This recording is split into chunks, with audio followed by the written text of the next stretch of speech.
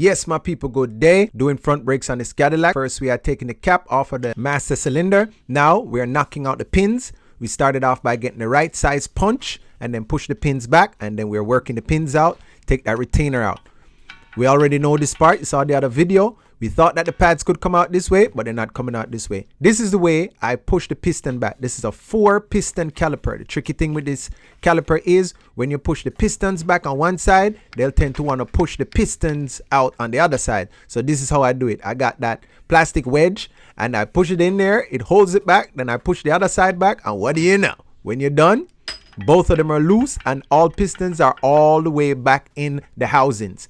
Afterwards, I'm going to get my trusty Milwaukee. You can't lose with that. I'm not going to be pulling this thing with no half-inch ratchet, stress out myself, but just use the technology available these days and it come out nicely. So see it there now. Afterwards, I just flip it upside down and see it. Take out the old pad. Customer request new pad, so customer is always right. It could go a little bit longer, but they wanted that. Next thing is I suspend the caliper. It's not too heavy, but I just don't like hanging it from the brake hoses. Now I'm putting the pads in. Observe very closely of me inserting the pads upside down because I thought that's the way it went in. I was a little bit disoriented, but I caught myself and flipped it back around, put it in the right way. Just like that. I make sure I do it the right way on the other side as well. Afterwards, it's kind of tricky because they're trying to fall out. So you keep your fingers kind of in there, holding them in place. And they just gingerly, carefully get it over the rotor. No, I didn't turn any rotor or anything like that. We just slapped some pads on there and that's what it is. There was no form of brake vibration when I was braking or none of the sort.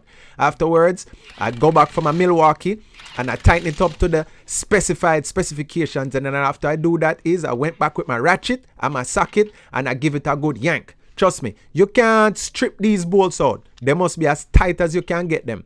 Afterwards, I am getting my pins back in, lined up, and then I'm going to try to work them all the way from one side to the next. Always remember now, when you're sending the pins through, make sure that you line up the pins so that they go through the caliper housing, through the pad, across the retainer, and then through the pad into the caliper housing on the other side.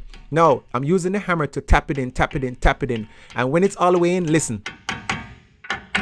Hear how solid that sound? So you know, say it good. And the job is almost done. You understand? I take my bungee cord back out and then start to put everything back together. But we have to back up a little bit. Afterwards, I realized that the retainer, a brand new one, was in the box. And you know what I mean? I just can't just let that slide. So I just went ahead and just slid the pins back, put the nice new shiny one back in there. It's just a personal thing. If it's fresh, it just needs to be fresh and done. That's it. Discard of it appropriately. Line up back the rotor. Now I'm checking my brake fluid level was a little bit low. Tap it back off. Next thing, always remember to pump up the brake pedal before you just hop in it. Put your foot on the brake, press start, slap it in reverse because you will have no brakes. So pump it back up, nice and tough. See it there? Good to go. Thanks for watching. Have a nice day.